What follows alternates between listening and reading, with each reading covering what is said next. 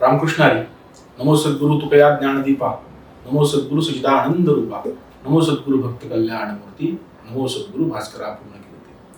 आपल्या संत विमर्शाच्या पहिल्याच मासिक बौद्धिकामध्ये आपण सर्वांशी संवाद साधताना मनस्वी आनंद होतो. अर्थात आपला आजचा विषय आहे जगद्गुरु तुकोबरायांची गाथा विपर्यासाने वास्तव. तर संतांच्या चरित्राचा विचार करताना संतांनी जे वाङ्मय लिहिले ते सर्वात प्राथमिक साधन संतांच्या चरित्राचा आधार आपल्या सगळ्यांना माहिती की असलं पाहिजे. पण आताच्या काळामध्ये संत चरित्रामध्ये आणि एकंदर आपल्या महाराष्ट्रामध्ये महापुरुषांच्या चरित्रामध्ये छेडखानी करण्याचा आणि त्याच्यामध्ये खोटे आणि खूप सारे प्रसंग असलेली व्यक्ती घुसवण्याचा एक उपद्व्याप गेल्या काही वर्षांपासून सुरू आहे. त्याला आपण म्हणू एका अर्थाने की चुकीचा विचार परत परत पुन्हा पुन्हा सांगितल्यानंतर तो कालांतराने खरा वाटावा लागतो, असं तुकोबरायांच्या चरित्राचं झाले. मी नेहमी सांगत असतो की एखादा व्यक्तीचं आयुष्य कशावरती अवलंबून असतं तर त्याच्या मनावरती अवलंबून असतं. म्हणजे विचार करा, व्हॉट्सअपवरती एक नेहमी मेसेज करत असतो की एक माणूस मरणासन्न अवस्थेला टेकलेला असतो आणि तो मरणासन्न अवस्थेला टेकलेला असताना डॉक्टर येतात आणि त्याला सांगतात की आता तू काही काळाने मरणारच आहेस, तर आम्ही तुला घोणस नावाचा विषारी साप तुझ्या अंगावरती सोडणार आहे, तुझ्या शरीरामध्ये कुठे ना कुठे चावेल आणि त्यामुळे त्या शरीरामध्ये विष तयार होईल आणि मग तू मरून जाशील असं सांगितल्यानंतर त्या व्यक्तीच्या डोळ्यावरती पट्टी बांधली जाते आणि कालांतराने 2 टाचण्या आणून त्याच्या हातावरती टोचतात. त्याची डोळ्याची पट्टी काढल्यानंतर तो घाबरा अवस्थेमध्ये मनामध्ये एकच विचार करतो की मला हा साप चावलेला आहे आणि ते कालांतराने तो मरून जातो. मेल्यानंतर त्याच्या शरीराचं पोस्टमॉर्टम केलं जातं आणि त्याच्या शरीराच्या पोस्टमॉर्टम मध्ये सापडते की त्याच्या शरीरामध्ये विषारी सापाचं विष तयार झालं होतं. खऱ्या अर्थाने विचार केला तर त्याला साप चावलाच नव्हता, पण तरी सुद्धा त्याच्या मनावरती असा प्रभाव झाला की त्याचं शरीर निकामी झालं. आपण जेव्हा जेव्हा विचार करू शरीराचा त्यावेळेस आपलं शरीर अवलंबून असतं आपल्या मनाच्या आधारावरती. आपल्या मनामध्ये जो विचार येईल त्याचा परिणाम आपल्या शरीरावरती होतो. जर आपल्या राष्ट्राला जर एक शरीर मानलं तर या राष्ट्रावरती परिणाम कशाचा होतो तर आपल्या व्यक्तिगत मनाचा होत नाही, तर या राष्ट्रामध्ये असणाऱ्या लोकांच्या मनाचा परिणाम देशावरती होतो, राष्ट्रावरती होतो, ज्याला आपण समाजमन म्हणू. हे समाजमन आपल्या पूर्वजांनी वेगवेगळ्या प्रकारे तयार केलं, पण हेच समाजमन तोडण्याचा प्रयत्न स्वातंत्र्यापूर्वी इंग्रजांनी आणि स्वातंत्र्यानंतर या देशात असणाऱ्या डाव्या विचारवंतांनी किंवा एका अर्थाने विद्रोह किंवा विद्रोही विचाराच्या माणसांनी केला, ज्यांनी चुकीच्या प्रकारे भारतीय संस्कृतीची तत्वज्ञानाची मांडणी आपल्या समोर आणली, इतिहासाची मांडणी आपल्या समोर आणली. हे सगळे करत असताना काही महापुरुषांची त्यांनी बदनामी केली, त्यांच्या चरित्रामध्ये चुकीचे प्रसंग टाकले, ज्याला आपण थिअरी ऑफ डिस्ट्रक्शन म्हणू. त्या आधारावरती प्रभू श्रीरामचंद्रांच्या चरित्राची बदनामी करताना प्रभू श्रीरामचंद्र वाईट होते आणि रावण चांगला होता असं सांगताना खूप सारे पुरावे दिले, खूप साऱ्या खोट्या गोष्टी रेटल्या. यासोबतच कृष्ण स्त्रीलंपट होता आणि कंस चांगला होता, जरासंध चांगला होता याची मांडणी केली. ह्या भगवंताच्या मांडणीमध्ये ते अशा प्रकारची मांडणी करू शकले, पण काही चरित्र अशी होती ज्यांना ते हात लावू शकत नव्हते, म्हणून त्या चरित्रामध्ये खोटे नाट्या गोष्टी घुसवण्याचा आतोनात प्रयत्न केला. त्याचं सर्वात महत्वाचं उदाहरण छत्रपती शिवरायांच्या चरित्रामध्ये 57% मुसलमान होते, 90% मुसलमान होते, अशा आशयाचे मुसलमान घुसवले गेले. तुकोबरायांच्या चरित्रात सुद्धा अशाच आशयाचे इस्लामीकरण करण्याचे प्रयत्न झाले. तुकोबरायांना हिंदू समाजापासून तोडून तुकोबरायांनी नवीन एक मागणी काहीतरी केली. तुकोबरायांनी विद्रोह व्यवस्थेच्या विरुद्ध केला. तुकोबरायांनी वैदिक धर्म हिंदू धर्म नाकारलाय. तुकोबराय ब्राह्मणांच्या विरोधात होते. ज्ञानोबराय तुकोबराय एकत्र नव्हते. अशा आशयाची चुकीची मांडणी तुकोबरायांच्या चरित्रात केली. तर आज तुकोबरायांच्या चरित्राचा विचार करताना मूळ तुकोबराय कसे हे तुकोबरायांच्या गाथेतून आणि समकालीन संतांच्या संदर्भातून आपण थोडासा विचार करू की नक्की तुकोबराय आहेत कसे, तुकोबराय म्हणतात काय. गेल्या काही 20-25 वर्षांपासून आपल्या या महाराष्ट्रामध्ये ज्ञानोबराय आणि तुकोबरायांना वेगळे करण्याचे प्रयत्न पूर्णपणे केले गेले.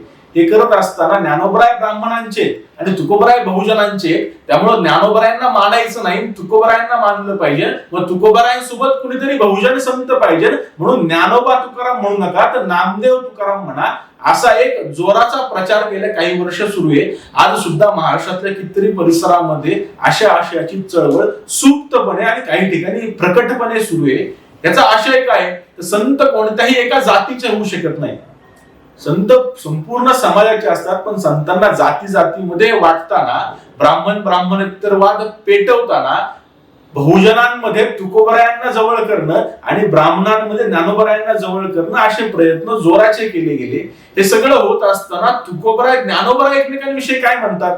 ज्ञानोबा तुकाराम न म्हणताना नामदेव तुकाराम का म्हटलं पाहिजे याची कारण समोरच्या व्यक्तींकडे नाहीये. त्यांचं एकच म्हणणं आहे, ज्ञानोबराय ब्राह्मण आहेत म्हणून ज्ञानोबरायांचं नाव घ्यायचं नाही आणि नामदेवराय बहुजन आहे म्हणून नामदेव तुकाराम म्हटलं पाहिजे. मी कायम हे खोडताना 2-3 गोष्टींची प्रमाण देतो की ज्ञानोबा तुकाराम हेच का म्हटलं पाहिजे. जगद्गुरु तुकोबरायांचं प्रमाण आहे. जगद्गुरु तुकोबरायांच्या बाबतीत म्हणतात, जे जे झाले अवतार तुका त्यांचे बरोबर. आपल्या सगळ्यांना माहिती आहे, आपण सगळे वारकरी संप्रदायाचे अधिष्ठान असलेले व्यक्ती आहोत. आपण कोणत्या ना कोणत्या संप्रदायामध्ये कार्यरत आहोत. काय म्हटलं जातं तर जे जे झाले अवतार तुका त्यांचे बरोबर. म्हणजे काय तर कृतयुग असेल, त्रेतायुग असेल, द्वापार असेल, कलियुग असेल, प्रत्येक युगामध्ये कोणत्या ना कोणत्या अवतारामध्ये जगद्गुरु तुकोबरायांचं अवतार कार्य झालेलं आहे. म्हणजे थोडक्यात सांगायचं झालं तर कृतयुगामध्ये भक्त प्रल्हादासोबत हिरण्यकशिपूच्या समोर नरसिंह अवतार ज्यावेळेस भगवंतांनी धारण केला तेव्हा भक्त म्हणून प्रल्हाद जे होते ते प्रल्हाद जगद्गुरु तुकोबरायांचे अवतार आहे. आपण त्रेतायुगाचा विचार केला तर प्रभू श्रीरामचंद्रांसोबत अंगद स्वरूप जगद्गुरु तुकोबराय अवतीर्ण झालेत.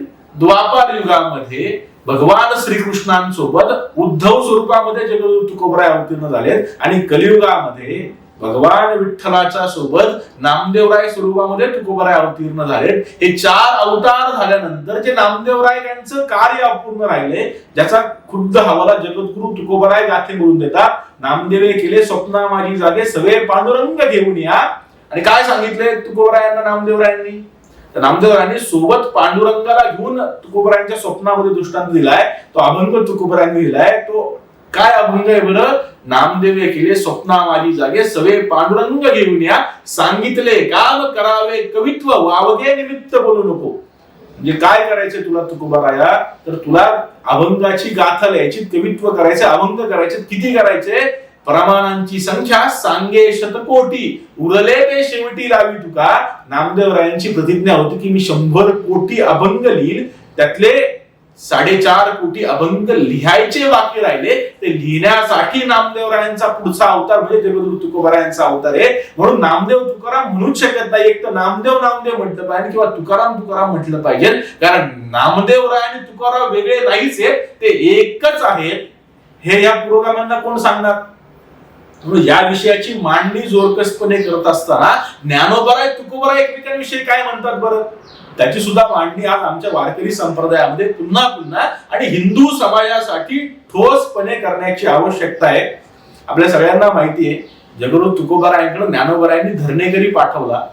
एक 60 वर्षांचा वयोवृद्ध व्यक्ती वयस्कर झाल्यानंतर त्याला असं वाटलं की मला ज्ञान आणि ऐश्वर मिळालं पाहिजे. तो विठुरायाकडे गेला आणि त्यांनी सांगितलं, विठुराया मला ज्ञान ऐश्वर दे. भगवंत म्हटला मी काय ते देऊ शकत नाही, तू आळंदीला ज्ञानोबरायांकडे जा. आणि आळंदीला धरणं धरलं आणि ते धरणं धरल्यानंतर 42 दिवसांनी ज्ञानोबरायांनी त्याला दृष्टांत दिला की मी तुला काही देऊ शकत नाही, तू तुकोबरायांकडे देऊला जा, तुकोबराय तुला काय असतील ते देतील. मग तुकोबरायांनी तो धरणेकरी आल्यानंतर त्यांनी सांगितलं की मला ज्ञान आणि ऐश्वर पाहिजे. मग 29 अभंग तुकोबरायांनी एका कागदावरती दिलेत आणि सांगितले हे अभंग मनोभावे वाच. एक नारळ दिला आणि जाऊन हा ज्ञानोबरायांच्या समाधीवरती अर्पण कर म्हणून सांगितलं. आणि तो कागद त्या माणसाने तसाच फेकला आणि तो निघून गेला. ते धरणेकरी नावाचं प्रकरण तुकोबरायांच्या गाथेत. त्या अभंगांमध्ये तुकोबराय काय म्हणतात ज्ञानोबरायांविषयी? जयाची द्वारी सोन्याचा पिंपळ अंगी ऐसे बळ रेडा बोले. अहो ज्याच्या दारामध्ये सोन्याचा पिंपळ आहे अशा ज्ञानोबराय असताना मी काय त्या व्यक्तीला ऐश्वर्य देणार आहे? आणि इतकं ज्ञानोबरायांची ख्याती आहे, इतकी क्षमता आहे, इतकी ताकद आहे की अंगी ऐसे बळ रेडा बोले. रेडा सुद्धा वेद बोलतो. एवढे ताकदवान आमचे माऊली ज्ञानोबराय असताना मी काय या व्यक्तीला ज्ञान देणार आहे? तेव्हा ज्ञान आणि ऐश्वर कोण देतं? तर ज्ञानोबराय देऊ शकतील. पण काय पाहिजे? करील तर काय मोहे महाराज परीप आहे बीज शुद्धांनी. बीज फक्त शुद्ध असलं पाहिजे. या सगळ्या धरणेकरी प्रकरणात वेगवेगळे सुंदर ज्ञानोबरायांविषयीचा आदरयुक्त करणारे तुकोबरायांचे अभंग आहेत. त्या ज्ञानोबरायांविषयी म्हणतात, तुकोबराय म्हणतात, ज्ञानियांचा गुरु राजा महाराव म्हणती ज्ञानदेव तुम आईसे मज पामरा काय थोरपण पायीची वाहन पाय घरी. ज्ञानोबरायांविषयी आदरभाव व्यक्त करताना तुकोबराय स्वतःला पायीची वाहन समजून घेतात. या उपर ज्ञानोबरायांविषयी किती आदर तुकोबरायांच्या मनात असेल, मग ज्ञानोबा तुकोबांना वेगळं ठरवणारे आपण कोण? त्याही पुढे जाऊन जगद्गुरु तुकोबरायांच्या आयुष्याचा जर आपण विचार केला तर तुकोबरायांनी आपल्या आयुष्यामध्ये 3 मंदिरं बांधल्याचे पुरावे आपल्याला सापडतात. त्यातलं पहिलं मंदिर तुकोबरायांनी स्वतः, जे पूर्व परंपरेचं विठ्ठल रखुमाईचं मंदिर त्यांच्या घरामध्ये आलंय, धन्य देहू गाव पुण्यभूमी ठाव, तेथे नांदे देव पांडुरंग, जे पांडुरंगाचं मंदिर विश्वंभर बुवांना स्वप्नामध्ये दृष्टांत झाल्यानंतर ज्या मूर्ती देहूमध्ये सापडल्या, तसं जे मंदिर बांधलं गेलं, त्या मंदिरात तुकोबरायांच्या काळामध्ये मोडकळीस आलं होतं, त्याचा जीर्णोद्धार तुकोबरायांनी केला आहे एक. आणि दुसरं संत चोखोबरायांचं मंदिर जगद्गुरु तुकोबरायांनी देहूमध्ये बांधलं, ते दुसरं. आणि तिसरं मंदिर सगळ्यात महत्वाचं म्हणजे आळंदीमध्ये आपण जर कधी गेलो तर ज्ञानोबरायांच्या गाभाऱ्यामध्येच एक आपल्याला लेख सापडतो, त्यामध्ये स्पष्ट उल्लेख आहे की या ज्ञानोबरायांच्या मंदिराच्या मुख्य गाभाऱ्याचे बांधकाम हे जगद्गुरु तुकोबरायांनी केलंय. जगद्गुरु तुकोबराय इतका आदर भाव ज्ञानोबरायांविषयी बाळगतात की तुकोबरायांनी ज्ञानोबरायांचं संपूर्ण मंदिर बांधून काढले. मग किती ज्ञानोबरायांविषयी आदरभाव जगद्गुरु तुकोबरायांना असेल. अर्थात याच प्रकारचा आदरभाव ज्ञानोबराय तुकोबरायांविषयी बाळगतात. आपल्या सगळ्यांनाच प्रसंग माहिती आहे, जेव्हा तुकोबरायांची गाथा रामेश्वर भट्टांनी बुडवली आणि गाथा बुडवल्यानंतर रामेश्वर भट्टांच्या अंगाचा दहा सुरू झाला, तो दहा काही शांत होईना. ज्ञानोबरायांना शरण गेले आणि ज्ञानोबरायांनी मग स्वप्नामध्ये दृष्टांत दिला, त्याचा अभंग रामेश्वर भट्टांनी लिहून ठेवला. तुकोबरायांच्या गाथेत सुद्धा तो आहे. माझी मज आली रोकडी प्रचित, होणी फजित दुःख पावे. पुढे काय म्हणतात ते रामेश्वर भट्ट, ज्ञानेश्वरे मज केला उपकार, स्वप्नी सविस्तर सांगितले. ज्ञानोबरायांनी माझ्यावरती उपकार केले आणि स्वप्नामध्ये मला सविस्तर सांगितले. रामेश्वर भट्ट शास्त्री म्हणतात सविस्तर, पण एकच प्रमाण तुकोबरायांच्या श्रेष्ठत्वाचं दिलंय जे ज्ञानोबरायांच्या मुखाचं आहे. ज्ञानोबराय किती आदरभाव व्यक्त करतात तुकोबरायांविषयी. तुका सर्वश्रेष्ठ प्रिय थोर काजो अवतार नामयाचा. या विश्वामध्ये जेवढे काही श्रेष्ठ आहेत ना, त्या सगळ्यांपेक्षा श्रेष्ठ जर कोण असेल तर ते माझे जगद्गुरु तुकोबराय आहेत. ते नामदेवरायांचे अवतार आहेत आणि ते मला सर्वाधिक प्रिय आहेत. जर माऊली ज्ञानोबराय तुकोबरायांना म्हणत असतील की ते मला सर्वाधिक प्रिय आहेत, तुकोबराय ज्ञानोबरायांविषयी आदरभाव बाळगत असतील, तर आजच्या काळामध्ये ज्ञानोबराय ब्राह्मणांचे, तुकोबराय बहुजनांचे हे ठरवणारे आपण कोण? संतांना एका जातीमध्ये बांधणंच मुळात चुकीचं आहे. त्यामुळे म्हणताना नामदेव तुकाराम नाही तर ठासून ज्ञानोबा तुकारामचाच जयघोष केला पाहिजे. याची कारणं मी तुम्हाला आता सांगितली. या सगळ्या सोबतच तुकोबरायांविषयी एक जोरजोरात सांगितलं होतं की तुकोबरायांचा ब्राह्मणांनी छळ केला, तुकोबरायांना ब्राह्मणांनी त्रास दिला. काही जणांनी नक्कीच त्रास दिला. 3 जणांची नावं आपल्या सगळ्यांना माहिती आहे. एक सालो मालू, दुसरा मंबाजी गोसावी आणि तिसरा रामेश्वर भट्ट शास्त्री. या तिघांच्या चरित्राचा विचार करताना सालो मालूचं भविष्यात काय झालं हे सापडत नाही. मंबाजी गोसावीला तर स्वतः नारायण महाराजांनी म्हणजे तुकोबरायांचे तृतीय चिरंजीव यांनी गावातून हाकलून दिलं. आणि रामेश्वर भट्ट जेव्हा ज्ञानोबरायांनी स्वप्नामध्ये दृष्टांत दिला तेव्हा त्यानंतर तुकोबरायांना इतके लीन झाले की आज सुद्धा तुकोबरायांच्या 14 टाळकऱ्यांमध्ये आपण रामेश्वर भट्टांचं नाव घेतं. त्याही पुढे जाऊन आज जी वारकरी संप्रदायामध्ये आरती तुकारामा स्वामी सद्गुरुधामा आपण जी आरती म्हणतो, ती आरतीचे लेखक किंवा आरतीचे कवी स्वतः रामेश्वर भट्ट आहेत. आणि शेवटपर्यंत रामेश्वर भट्टांनी तुकोबरायांची सेवाच केली. त्यामुळे खऱ्या अर्थाने तुकोबरायांचा छळ केला किंवा तुकोबरायांना ब्राह्मणांनी त्रास दिला असं म्हणणं हे थोडंसं हास्यास्पद आहे. कारण तुकोबराय स्वतः त्यांच्या अभंगामध्ये चरित्रामध्ये सांगताना म्हणतात, कोपला पाटील गावचे हे लोक आता मज भीक कोण घाली. पण तुकोबरायांना त्रास देणारे फक्त ब्राह्मण होते का? गावचा पाटील नव्हता का? त्यामुळे जातीय चष्म्यामध्ये या दृष्टिकोनाकडे, या गोष्टीकडे न पाहता वारकरी संतांना असेल किंवा चांगलं काम करणाऱ्या महापुरुषाला तत्कालीन समाज लवकर स्वीकारत नाही. हे तुकोबरायांच्या बाबतीत सुद्धा झालंय आणि तुकोबरायांना खूप साऱ्या लोकांनी त्रास दिलाय. त्याची अनेक उदाहरणं आहेत. पण जेव्हा तुकोबरायांच्या चातक मंडळाचा आपण विचार करू, 14 टाळकऱ्यांचा विचार करून त्यानंतर बहिणाबाई आणि निळोबराय हे 16 जण तुकोबरायांच्या सर्वाधिक जवळचे आहेत. या 16 मधले 9 जण ब्राह्मण आहेत. जर तुकोबराय ब्राह्मण विरोधी असते किंवा ब्राह्मण समाजाचा तुकोबरायांना विरोध असता तर हे 9 जण तुकोबारायांच्या जवळ गेले असतं का? जर तुकोबारायांना यांना स्वीकारायचं नव्हतं, त्या 9 जणांना तुकोबारायांनी स्वीकारलं असतं का? त्यामुळे तुकोबराय ब्राह्मणांच्या विरोधात आहेत किंवा ब्राह्मणांना तुकोबरायांना विरोध आहे हे म्हणणंच मुळात चुकीचं आहे. त्यामुळे या सगळ्याचा प्रचार प्रसार करणं हे वारकरी म्हणून आणि एक महाराष्ट्रातील इतिहासाचा संत साहित्याचा वाचक म्हणून आपल्या सगळ्यांचं कर्तव्य.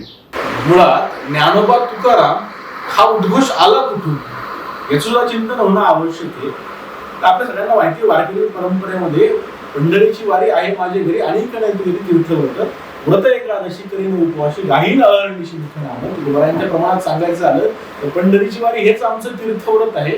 अशी वारी अनादी काळापासून सुरू आहे. साक्षात महादेव पहिला वारकरी आहे.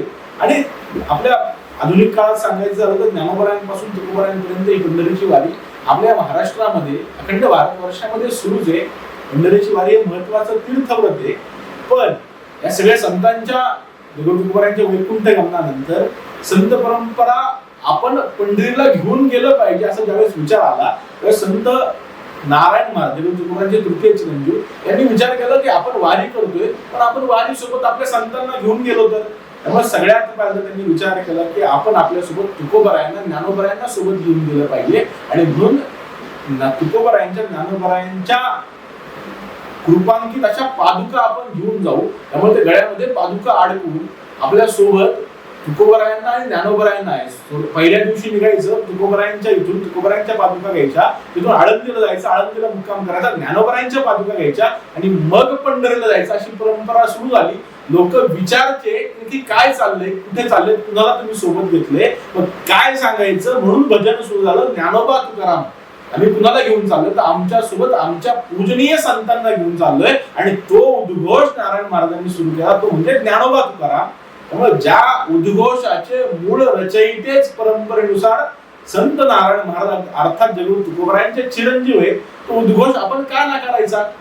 खऱ्या अर्थाने ज्ञानोबा तुकारामची मांडणी आजच्या परिप्रेक्षामध्ये करणं आवश्यक आहे. या सोबतच सगळ्यात महत्वाचा विषय जो आजच्या काळामध्ये या डाव्या विचारसरणीकडून या पुरोगामी कंपूकडून चुकीच्या प्रकारे दाखवला जातो तो म्हणजे तुकोबारायांचं विद्रोहीकरण. अर्थात तुकोबाराय वैदिक परंपरा मानणारे नव्हते तर विद्रोही परंपरा मानणारे होते. तुकोबारायांनी नवीन धर्माची मांडणी केली. तुकोबारायांनी बंडखोर होते. तुकोबारायांनी धर्माला विरोध केला.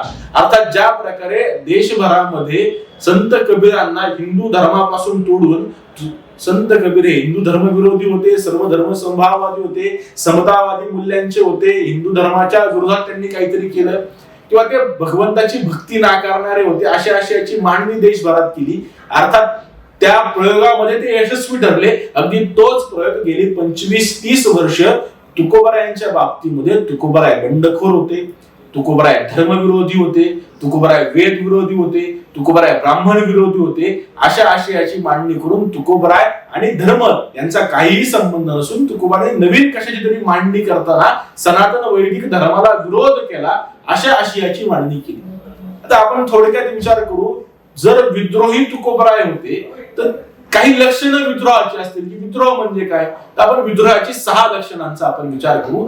पहिलं लक्षण म्हणजे वेद विरोधी असणं, दुसरं लक्षण ब्राह्मण विरोधी असणं, तिसरं लक्षण धर्म विरोधी असणं, चौथं लक्षण पुनर्जन्म जन्म मृत्यू किंवा एका अर्थाने परत जन्माला येऊ शकत नाही हा चौथं लक्षण पुनर्जन्म न मानणं, पाचवं लक्षण भगवंताचं अस्तित्व न मानणं म्हणजे नास्तिक असणं आणि 6वं लक्षण पाप पुण्य न मानणं. या परिप्रेक्षामध्ये तुकोबारायांचा विचार करायचा झाला तर एक विचार आपण करू. पहिलं लक्षण काय तर ब्राह्मण विरोधी असणं. तर मगाशी सांगितलं तुकोबारायांच्या चरित्रामध्ये तुकोबाराय कुठेही ते ब्राह्मणांच्या विरोधामध्ये जात म्हणून आहेत असं कुठेही आपल्याला आढळत नाही. या उपर तुकोबारायांच्या चाहक मंडळामध्ये ब्राह्मण समाजातील खूप साऱ्या व्यक्तींचा समावेश आहे. ज्ञानोबारायण ब्राह्मण होते म्हणून तुकोबारायांचा ज्ञानोबारायांना विरोध होता अशा आशयाचंही उदाहरण आपल्याला कुठे सापडत नाही. ज्ञानेश्वरी विषयी तुकोबारायांना नितांत आदर आहे, ज्ञानोबारायांविषयी तुकोबारायांना नितांत आदर आहे. त्यामुळे तुकोबाराय काय म्हणतात की काय ज्ञानेश्वरी म्हणे तीही पाठविले धरणेकरांना ज्ञानोबा तुम्ही पाठवले की ज्ञानेश्वरीमध्ये काय कमी आहे की धरणेकरी तुम्हाला माझ्याकडे पाठवावं लागतो बुवा. आणि यासोबतच ज्यावेळेस आपण कीर्तन परंपरेचा विचार करतो. कीर्तन परंपरेचा शेवट तुकोबरायांच्या ज्या अभंगाने होतो, कोणता अभंग आपण काय म्हणतो?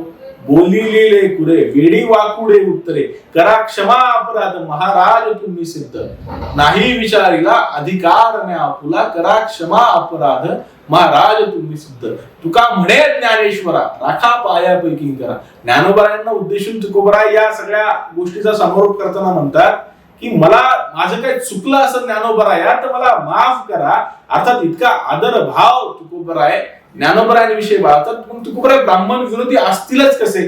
तुकोबरायांच्या गाथेमध्ये अशी कितीतरी प्रमाण आहे की तुकोबराय त्यामधून ब्राह्मणांचा विरोध नाही तर ब्राह्मणाचा आदर करायला शिकवतात. हे ब्राह्मण विप्र गुरुवर्यांकडून काही घेऊ नये तर आपण त्यांना दिलं पाहिजे, अशा आशयाची मांडणी तुकोबरायांच्या गाथेमध्ये जळीस्थळी काष्टीपाशाने आपल्याला दिसते.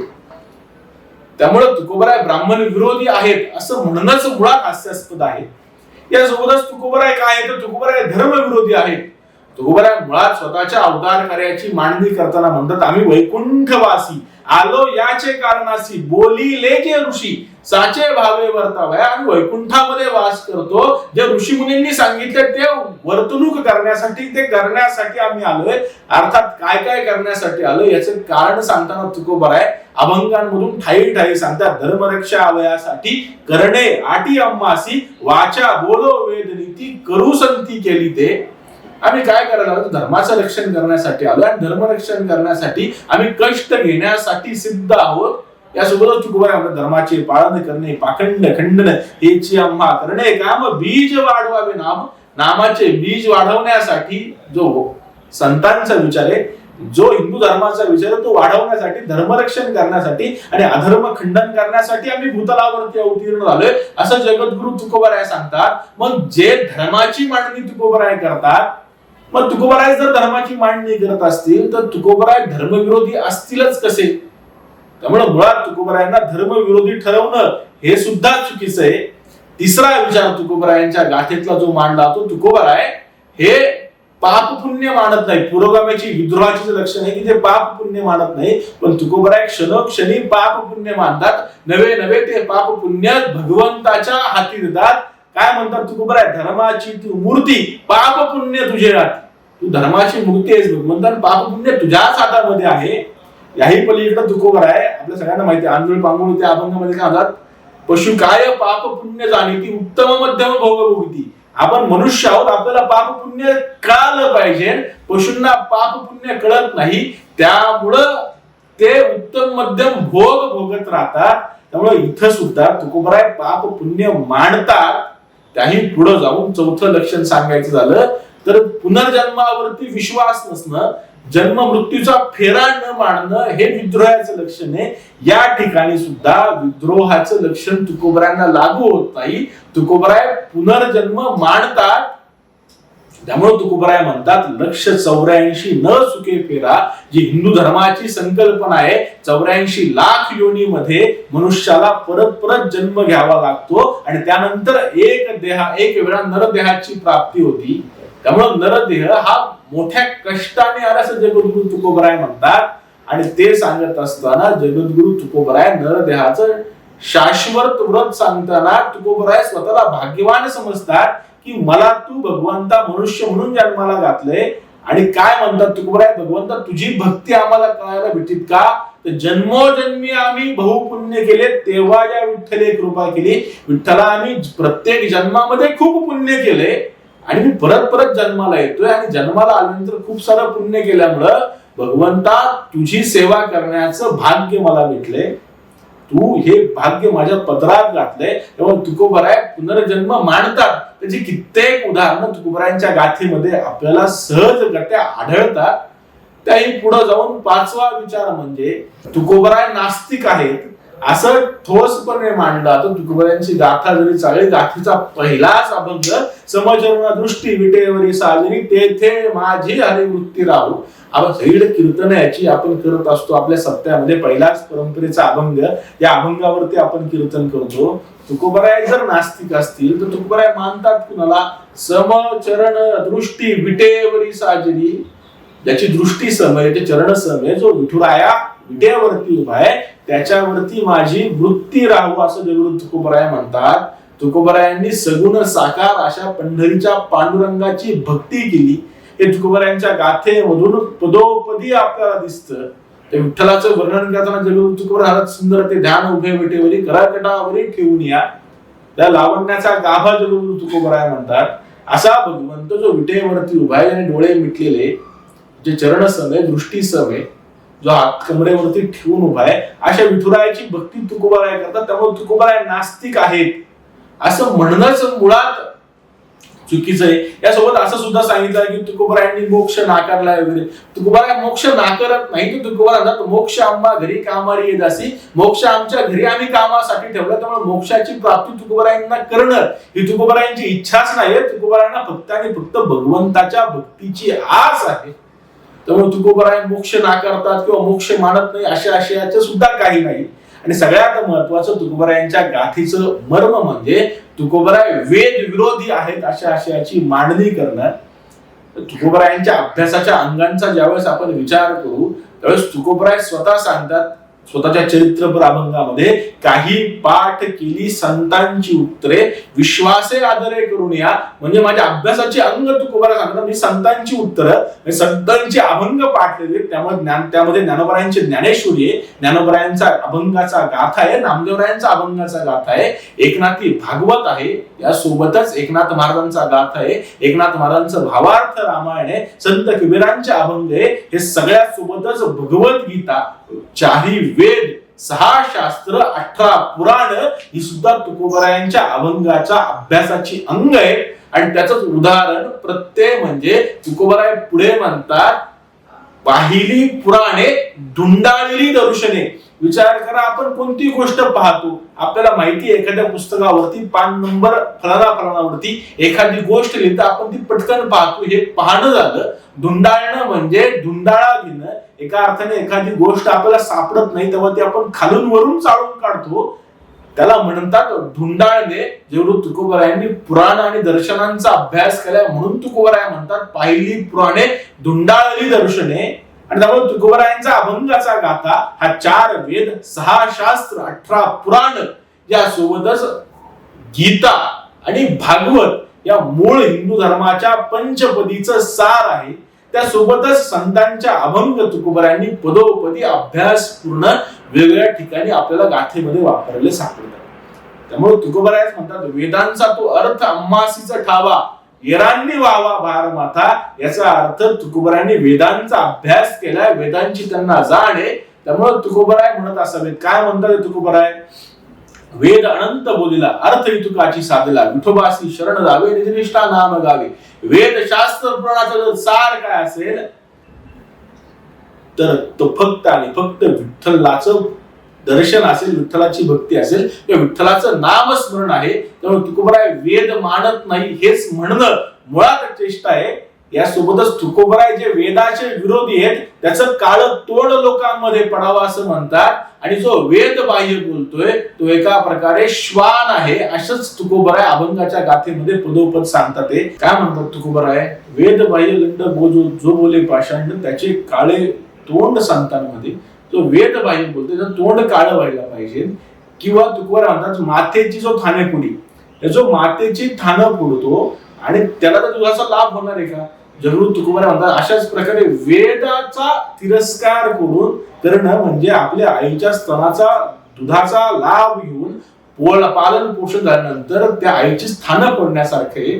जर तुकोबराय एवढ्या स्पष्टपणे वेद निंदा करणाऱ्यांची जर झाडाझडती घेत असतील तर तुकोबराय वेद विरोधी आहेत असं म्हणणं कितपत योग्य आहे. तुकोबरायांच्या अभ्यासाची अंगच मुळात मी ही पंचसूत्र सांगितली ती गीता, भागवत, वेद, शास्त्र आणि पुराण आहेत, ज्याच्या आधारावरती तुकोबरायांची गाथा आधारलेली आहे. या सगळ्यांचा अभ्यास तुकोबरायांनी केलाय. त्यामुळे तुकोबराय वेद विरोधी आहेत असं म्हणणं मुळात चुकीचं आहे. म्हणजे 6 प्रमाण मी तुम्हाला सांगितली, त्यातलं पहिलं वेद विरोधी असणं, दुसरं ब्राह्मण विरोधी, तिसरं धर्म विरोधी, चौथं पाप पुण्य न मानणं, 5वं पुनर्जन्म न मानणं आणि 6वं आस्तिक नसणं अर्थात नास्तिक असणं. या 6 गोष्टींमध्ये तुकोबराय विद्रोही नाही तर सनातन वैदिक हिंदू धर्माचे वाहक दिसतात. तुकोबराय वेद विरोधी नाही, तर वेद प्रामाण्य मानणारे, शास्त्र प्रामाण्य मानणारे, पुराणांना मानणारे, त्यांचा अभ्यास करणारे, गीता भागवताचं चिंतन करून आपल्या अभंगांमध्ये त्याचं प्रकटीकरण करणारे आहेत. त्यामुळे तुकोबराय वेद विरोधी नाहीत. दुसरं, तुकोबराय ब्राह्मण विरोधी नाहीत, तर ब्राह्मणांना मानणारे, पण ते सुद्धा जातीय अशा चष्म्यामध्ये न पाहता तुकोबराय ब्राह्मण विरोधी नाहीत. तिसरं, तुकोबराय हे धर्म विरोधी नाही, तर धर्म मानणारे आहेत. चौथं, तुकोबराय पाप पुण्य मानणारे आहेत. पाचवं, तुकोबराय पुनर्जन्माची हिंदू धर्माची संकल्पना मानतात, जी भागवतामध्ये गीतेमध्ये आलेली आहे. सहावं, तुकोबराय हे नास्तिक नसून आस्तिक आहेत आणि त्यांचं आराध्य हा पंढरीचा पांडुरंग आहे. हे तुकोबरायांच्या गाथेमधून आपल्याला प्रत्येक अभंगामध्ये प्रकट होताना दिसतं.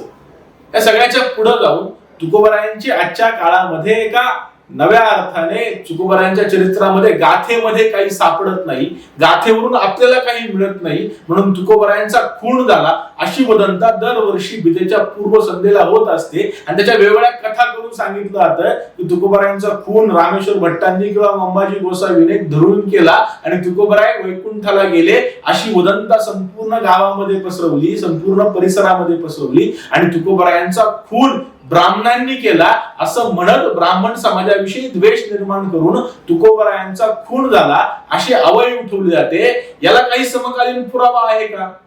तुकोबरायांचा खून झाला असं म्हणणं वारकरी संप्रदायाला आज सुद्धा पटत नाही किंवा आम्हाला ते मान्य नाही, आमची ती परंपरा नाही, आमच्या परंपरेत तुकोबरायांचा खून हे कधीही बसू शकत नाही. असं असलं तरी आम्ही याला विरोध केलाय का?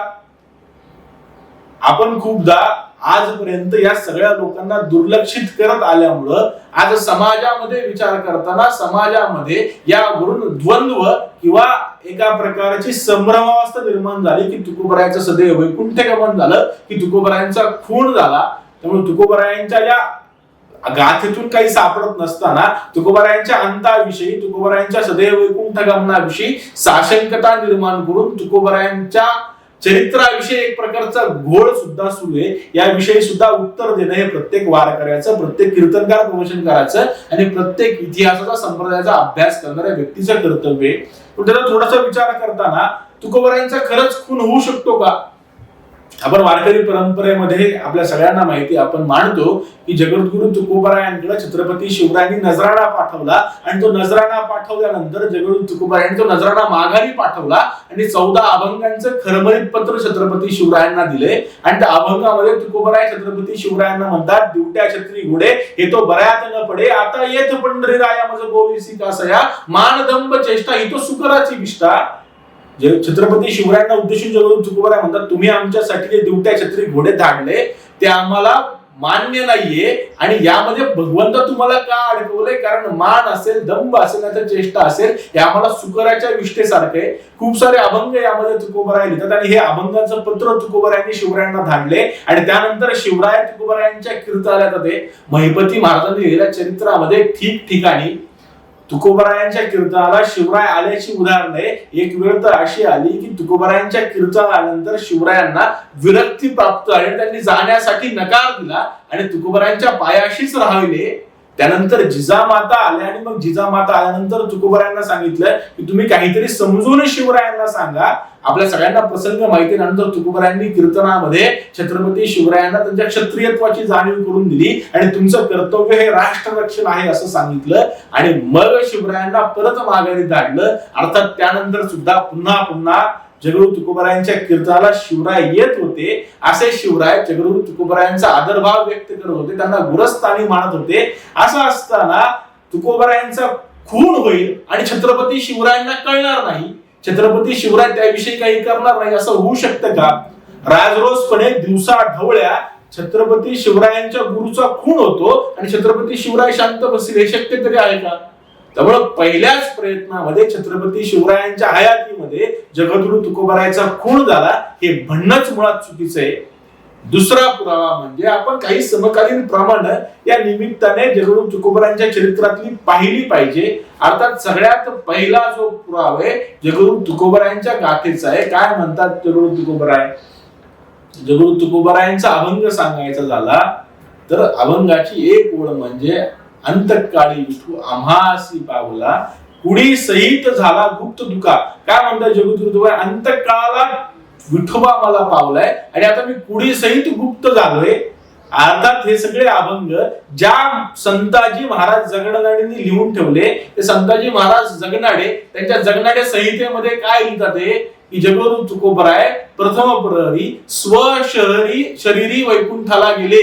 म्हणजे तुकोबारायांचं शरीर इथं राहिलेलं नाही, तर स्वतःच्या शरीरासहित सदेह वैकुंठाला गेलेले आहेत.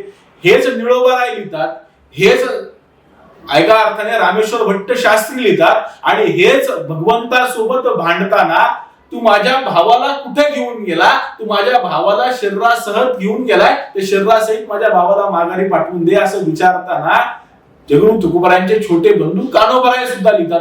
ही सगळी प्रमाण असताना या सोबतच जगद्गुरु तुकोबारायांच्या घराण्यामध्ये जगद्गुरु तुकोबारायांच्या तृतीय चिरंजीव नारायण महाराजांना जी सनद दुसरा शिवाजी यांनी म्हणजे छत्रपती घराण्याने राज्याभिषेक 30ची सनद दिली, त्या सनदेमध्ये स्पष्टपणे लिहिले की आम्हा तुमचे पिता तुकोबा गोसावी कीर्तन करिता करिता अदृश्य झाले. ही गोष्ट विख्यात आहे. याचा अर्थ काय, जगद्गुरु तुकोबाराय कीर्तन करता करता अदृश्य झाले, ही गोष्ट विख्यात सर्व मान्य आहे, सगळ्या लोकांना माहिती आहे. म्हणून जगद्गुरु तुकोबारायांच्या वैकुंठ गमनानंतर अगदी 20व्या शतकापर्यंत जगद्गुरु तुकोबाराय कीर्तन करिता करता अदृश्य झाले, सदैव वैकुंठ गमनाला गेले, स्वशरीरी गुडुप्त झाले. ही एका प्रकारची सर्वमान्य कल्पना होती, संकल्पना होती, मान्यता होती. ही मान्यता 20व्या शतकामध्ये काही नतद्रष्ट लोकांनी खुडून खुनाचा अजेंडा पुढे आणला आणि तो अजेंडा आज समाजामध्ये रुजवण्याचा प्रयत्न ही पुरोगामी आणि डावी मंडळी करताना दिसतात. पण हे करत असताना त्याचे कथा काल्पनिक सांगतात, याला कसलाही समकालीन पुरावा ते देऊ शकत नाही. आपल्या सुदैवाने आपल्याकडे एवढे सारे पुरावे असताना याची मांडणी आपण करताना कुठेही दिसत नाही. हे खूप मोठं दुर्दैव आहे. म्हणून आपण यासोबत जगद्गुरु तुकोबारायांचा खून का वैकुंठ गमन या सगळ्यामध्ये सदैव वैकुंठ गमनाची मांडणी करणं आवश्यक आहे. त्यामुळे त्यासाठी सुद्धा जोरकस प्रयत्न आपण केले पाहिजे. आणि या सगळ्याचा तुकोबारायांच्या गाथेचा तुकोबारायांच्या चरित्राचा विचार करताना तुकोबाराय वैदिक का विद्रोही हा प्रश्न पडू शकतो, तुकोबाराय वैकुंठ गमन का खून हा प्रश्न पडू शकतो, तुकोबाराय ब्राह्मणांचे का बहुजनांचे हा प्रश्न पडू शकतो. पण हे सगळ्या प्रश्नांचं उत्तर एकच आहे, संत कोणत्याही एका जातीचे नसतात, संत कोणत्याही एका विचाराचे, संत सर्वांचे असतात. त्यामुळं संतांचा विचार हा विश्वव्यापक आहे. जरूर तुकोबाराय म्हणतो विष्णुमय जग वैष्णवांचा धर्म भेदाभेद भ्रम अमंगळ. संतांच्या चरित्रामध्ये कुठेही भेद नाहीये. अर्थात हा तुकोबारायांचा विचार हा वेद प्रामाण्य सांगणाराच आहे, हा आपल्या सनातन हिंदू वैदिक धर्म परंपरेचा आहे. त्यामुळे तुकोबाराय विश्वव्यापक आहे. आणि हे सांगताना तुकोबाराय मुक्तीचा भक्तीचा अधिकार कुणा कुणाला देते, ब्राह्मण क्षत्रिय शूद्र वैश्य आदी करोडी वेशशाही बाळे नारी नर चांडाळ या सगळ्यांना तुकोबाराय भक्तीचा आणि मुक्तीचा अधिकार देतात. असे तुकोबाराय हे विश्वव्यापक आहेत. त्यामुळे त्यांच्या चरित्रामध्ये घुसवलेले हे आक्षेप सगळे खोडून काढणं हे आपल्या सगळ्यांचं कर्तव्य आहे. आणि सगळ्यात महत्वाचं मी जे नेहमी सांगतो, 21व्या शतकामध्ये तुकोबारायांची गाथा वाचत असताना आपल्या सर्वांसाठी, हिंदू धर्म मानणाऱ्यांसाठी, वैदिक परंपरेचं वहन करणाऱ्यांसाठी तुकोबारायांच्या गाथेतील 7 अभंग सगळ्यात महत्वाचे. ही 7 अभंग म्हणजे ज्याला आपण वैद्य गोळी प्रकरण म्हणतो, ज्याला आपण हिंदुस्थानी अभंग म्हणतो, हे 7 अभंग आज सुद्धा आपल्या आजच्या परिप्रेक्षात महत्वाचे, ज्या माध्यमातून आजकाल तुकोबारायांच्या वारीमध्ये घुसण्याचे प्रयत्न ठराविक लोकांचे सुरू आहेत. काही ठिकाणी याच्यावरती लेख येतात, त्यामध्ये लिहिलं जातं तुकोबारायांचे गुरु हे सुफी मुसलमान होते. म्हणजे अगदी ज्ञानपीठ पुरस्कार विजेते असलेले लेखक सुद्धा, शेकड्याने पुस्तकं लिहिलेले लेखक सुद्धा म्हणतात तुकोबारायांचे गुरु हे सुफी मुसलमान होते, ते कोणतेही हिंदू नव्हते. तर ही एक प्रकारची तुकोबारायांच्या चरित्राची चेष्टा आहे आणि त्याचा गांभीर्याने विचार वारकरी संप्रदायाने केला पाहिजे. यासोबत तुकोबरायाची परंपरा ही हिंदू परंपरा नसून ती सुफिझमची परंपरा आहे आणि तुकोबरायांच्या अभंगावरती मोहम्मद पैगंबर साहेबांचा प्रभाव आहे अशा आशयाची विधानं सरसकट केली जातात आणि त्यासाठी पुरावा म्हणून तुकोबरायांच्या चरित्रातले 7 अभंग दिले जातात. अभंग आपल्या सगळ्यांना प्रसिद्ध माहिती, अल्लाह देवे, अल्लाह दिलावे, अल्लाह दारू, अल्लाह खिलावे हा अभंग जोरदारपणे रमजान ईदच्या निमित्ताने मांडला जातो. आणि तुकोबराय मुस्लिम धार्जिन कसे होते, तुकोबराय अल्लाची भक्ती कसे करत होते, अशा प्रकारचा बुद्धिभेद हिंदू समाजामध्ये केला जातो. मला या निमित्ताने निक्षून सांगायचंय की तुकोबरायांची भक्ती ही कोणत्याही इतर भगवंतावरती नसून, अल्लावरती नसून, जीसस वरती नसून, तुकोबरायांची भक्ती त्यांचं आराध्य असणाऱ्या फक्त आणि फक्त पांडुरंगावरतीच आहे. पांडुरंग विठ्ठल सोडून तुकोबरायांनी अन्य कोणत्याही भगवंताची भक्ती केली नाही, जो विठुराया श्रीकृष्णाचाच अवतार आहे. त्यामुळं हे जे सगळे 7 अभंग आहेत ते 7 अभंग आज हिंदू समाजाने, वारकरी संप्रदायाने थोडेसे गांभीर्याने घेतले पाहिजे. त्या 2 गोष्टींचा विचार करताना पहिलं तुकोबरायाची गुरुपरंपरा जी निळोबरायाच्या रचनेमध्ये सांगितलेली आहे, जी बहिणाबाईंच्या रचनेमध्ये सांगितली, या रचनेमध्ये आणि तुकोबरायांच्या गाथेमध्ये सत्य सद्गुरी राये कृपा मज केली, परी नाही घडली सेवा काही. म्हणजे आम्हाला सद्गुरूंनी स्वप्नामध्ये दृष्टांत दिलाय आणि दृष्टांत दिल्यानंतर काय केलंय तर बाबाजी आपले सांगितले नाम, त्यांनी स्वतःचं नाव काय सांगितलं तर बाबाजी चैतन्य, बाबाजी असे स्वतःचं नाव सांगितले आणि सांगितल्यानंतर मला त्यांची सेवा काही करता नाही आली, पण त्यांनी मला दृष्टांत दिला आणि काय दिलाय मंत्र दिला, रामकृष्ण हरी, रामकृष्ण हरीचा मला मंत्र दिलाय. आणि मी काय केलंय माघ शुद्ध दशमी पाहुणी गुरुवार केला अंगीकार तुका म्हणे आणि मला माघ शुद्ध दशमीला गुरुवारी हा रामकृष्ण हरी मंत्राचा मी अंगीकार केलाय आणि मला गुरुपदेश त्या दिवशी झाला असं स्वप्नामधल्या दृष्टांतामध्ये असं जेव्हा तुकोबरायांनी अभंगामध्ये लिहून ठेवले. जेव्हा तुकोबराय म्हणतात माझे गुरु बाबाजी आहेत, नाम निळोबरायाची परंपरा सांगते तुकोबरायांचे गुरु बाबाजी चैतन्य आहेत. अगदी त्याच प्रकारे बहिणाबाईंची परंपरा सांगते जेव्हा तुकोबरायांचे गुरु बाबाजी चैतन्य आहेत. हे सगळं असताना तुकोबरायांना सुफी परंपरेशी जोडण्याची आवश्यकता नाही. आणि यासोबतच तुकोबरायांचे जे 7 अभंग आहेत त्या 7 अभंगांचा विचार करताना या 7 अभंगाचं 7व्या अभंगामध्ये जे तुकोबरायांनी दिले, आपल्या सगळ्यांना माहिती आहे तुकोबरायाचे अभंग हे खूप सारे प्रासंगिक आहे. धर्नेकरी धर्नेकरी हे प्रकरण आहे. ज्या वेळेस धर्नेकरी तुकोबरायांच्या समोर आलाय त्यावेळेस तुकोबरायांनी त्याला अभंग लिहून पाठवलेत की हे अभंग ते धर्नेकऱ्यासाठी आहे. जरी ते धर्नेकऱ्यासाठी असले तरी आज आपण ते सर्व वारकरी संप्रदाय म्हणून जरी घेत असलो तरी त्या क्षणाला धर्नेकऱ्याला देण्यासाठी जगद्गुरु तुकोबरायांना जे आवश्यक वाटलं ते जगद्गुरु तुकोबरायांच्या अभंगातून प्रकट झाले. मग या ठिकाणी हे 7 हिंदुस्थानी अभंग सगळ्या वारकरी संप्रदायासाठी आहेत का, ते स्वतः तुकोबरायांसाठी आहेत का, ते हिंदू समाजासाठी आहेत का, तर खचितच नाही. तुकोबरायांच्या समोर असा एक व्यक्ती उभा आहे जो हिंदूंना मारतोय, हिंदूंना छळतोय, हिंदूंची पोटं फाडतोय, हिंदूंची मुंडकी तोडतोय आणि नंतर एका प्रकारे फकीराचा वेश धारण करतोय. अशा एका व्यक्तीला उद्देशून जगद्गुरु तुकोबरायांनी हे 7 अभंग लिहिलेत. त्यामुळे या 7 अभंगांचं चिंतन करताना नक्की जगद्गुरु तुकोबरायांना म्हणायचंय काय याचा विचार आपण केला पाहिजे. या अभंगांचा अर्थ थोडक्यात समजून घेण्याची आवश्यकता आहे. जसं मगाशी म्हटलं की 7 अभंगांमधून एक व्यक्ती असा आहे जो फकीराचा वेश घेतोय, पण ज्यांनी इतर लोकांना मारलंय, तोडलंय, त्यांचा जीव घेतलाय, ज्यांना कापतोय, असा व्यक्ती समोर आल्यानंतर तुकोबरायांनी हे 7 अभंग रचताना काय सांगितलंय, जे सांगितलंय ते हिंदू धर्म परंपरेपेक्षा वेगळं नाहीये. तुकोबरायांच्या अभ्यासाची अंग हे नास्तिक दर्शन नाहीच आहे. मुळात 4 वेद, 6 शास्त्र, 18 पुराण, गीता, भागवत याच्यावर आधारित जे तत्वज्ञान तुकोबरायांना कळालं ते तत्वज्ञान तुकोबरायांनी त्या समोर असलेल्या हिंदूंना कापणाऱ्या, मारणाऱ्या, फकीराचा वेश घेतलेल्या व्यक्तीला सांगताना काय म्हणतात तुकोबराय, थोडेसे ते अभंग जर आपण चालले तर त्यातून 6 तत्व जी मला हिंदू धर्म संस्कृतीची वाटतात, तुकोबराय त्या अभंगामध्ये त्या व्यक्तीला म्हणतात जर तुला मुक्ती मिळवायची, तर जर तुला मोक्ष मिळवायचा, जर तुला आयुष्यामध्ये सुख शांती प्राप्त करायची, तर तुला सगळ्यात पहिलं काय करावं लागल की तुला भजन करावं लागल आणि ती भजनाची गोळी माझ्याकडे आहे, तू माझ्याकडून घेऊन जा. आता इस्लामिक परंपरेचा विचार करताना इस्लामिक परंपरेमध्ये भजन हे हराम मानलं जातं. त्यात तुकोबराय म्हणतात की तू भजन कर, तू हातामध्ये विणा वाजवत भगवंताची भक्ती कर. जर इस्लाम मध्ये भजन हराम असेल तर तुकोबराय अल्लाची भक्ती कर असं सांगतीलच कसे?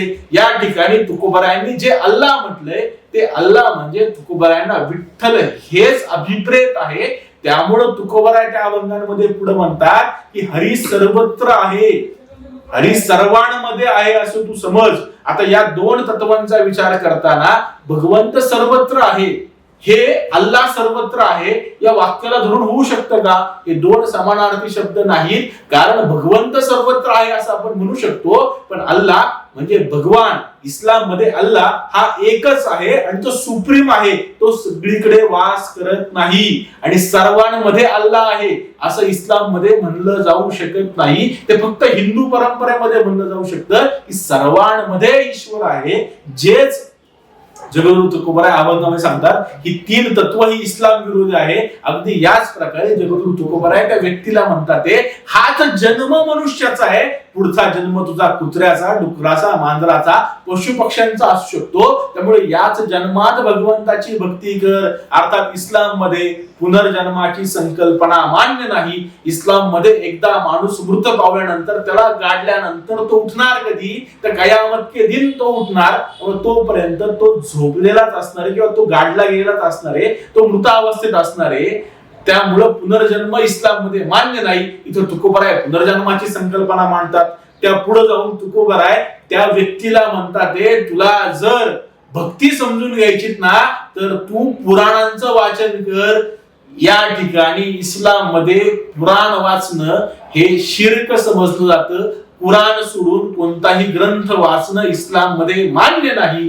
त्यामुळे या ठिकाणी हा पाचवं तत्व हे सुद्धा हिंदू तत्वज्ञानाचं आहे. आणि सहावं तत्व जगद्गुरु तुकोबराय म्हणतात तू भक्त प्रल्हादाच्या चरित्राचं स्मरण कर. या ठिकाणी भक्त प्रल्हादाचं चरित्र स्मरण करणं हे सुद्धा इस्लामिक दृष्टिकोनातून हराम आहे.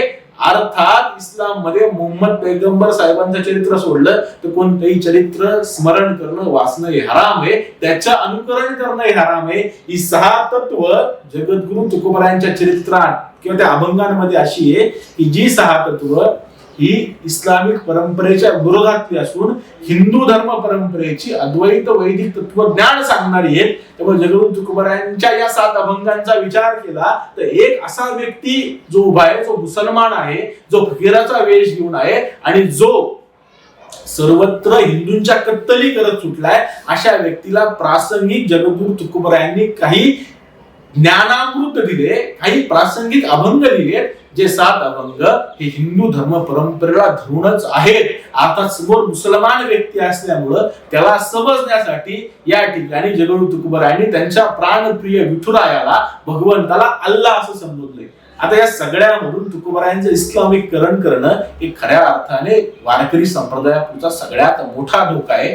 त्यामुळं या सगळ्याचा विचार करताना, समारोप करताना मला एवढंच वाटतं की जगद्गुरु तुकोबरायांच्या विषयी जे आक्षेप किंवा जी चुकीची मतं आज वारकरी संप्रदाय आणि संप्रदायाच्या बाहेर नोंदवली जातात, ते समाजामध्ये तुकोबरायांविषयी जो चुकीचा प्रचार सुरू आहे तो सगळा थांबवण्यासाठी तुकोबरायांची गाथा हीच एकमेव मार्गदर्शक आहे. आणि जी जी गाथेतील प्रमाण आहेत ती गाथेतील प्रमाण घेऊन आज तुकोबरायांची गाथा शुद्ध स्वरूपामध्ये आपल्या वारकरी संप्रदाय आणि हिंदू समाजासमोर मांडून त्यामध्ये येणारे चुकीचे वैचारिक विमर्श बाहेर काढणं हे वारकरी म्हणून आणि त्या गाथेचा वाचक म्हणून आपल्या सगळ्यांचं कर्तव्य आहे. आणि हे सगळं करत असताना सगळ्यात पहिली गोष्ट म्हणजे ज्या 4 मुद्द्यांचा आपण विचार केला, पहिला मुद्दा त्यातला की ज्ञानोबा तुकारामचं एकत्व हे वारकरी संप्रदायाने आज पुनरुच्चारित करणं. दुसरं, तुकोबराय सनातन वैदिक हिंदू परंपरेचे वाहक आहेत हे अभिमानाने मिरवणं. तिसरं, तुकोबराय सदैव वैकुंठाला गेले याची मांडणी पुन्हा पुन्हा हिंदू समाजामध्ये करणं. आणि चौथं, तुकोबराय मुस्लिम परंपरेचा वाहक नसून तुकोबराय मुस्लिम परंपरेचा आणि तुकोबरायांचा काहीही काडीचाही संबंध नाही याची एका अर्थाने ठासून मांडणी करणं ही हिंदू म्हणून, वारकरी म्हणून आवश्यकता आहे. तुकोबरायांचा आणि इस्लामिक परंपरेचा काही संबंध नाही हे जोरकसपणे, ठामपणे आज हिंदू समाजामध्ये मांडण्याची आवश्यकता आहे. तुकोबरायांचे अभंग सुद्धा कितीतरी असे आहेत. एका अभंगात तुकोबराय म्हणतात, संता नाही मान देवमानी मुसलमान घाली लोटांगण वंदिनीच्या चरण. तुकोबराय मुसलमानाला नीच संबोधतात, असे तुकोबराय मुसलमानी परंपरेचे वाहक असतील का, याचा विचार शांतपणे आपण केला पाहिजे. त्यामुळे आजच्या परिप्रेक्षामध्ये विचार करताना तुकोबरायांच्या गाथेमध्ये आलेले हे सगळे एका अर्थाचे वैचारिक चुकीचे विमर्श, चुकीचे लावलेले अर्थ आज योग्य प्रकारे आपल्या वारकरी संप्रदायाने, आपल्याला सगळं माहितीच आहे पण संप्रदायाने हिंदू समाजासमोर मांडले पाहिजे, असं आजच्या निमित्ताने मला वाटतं. रामकृष्ण.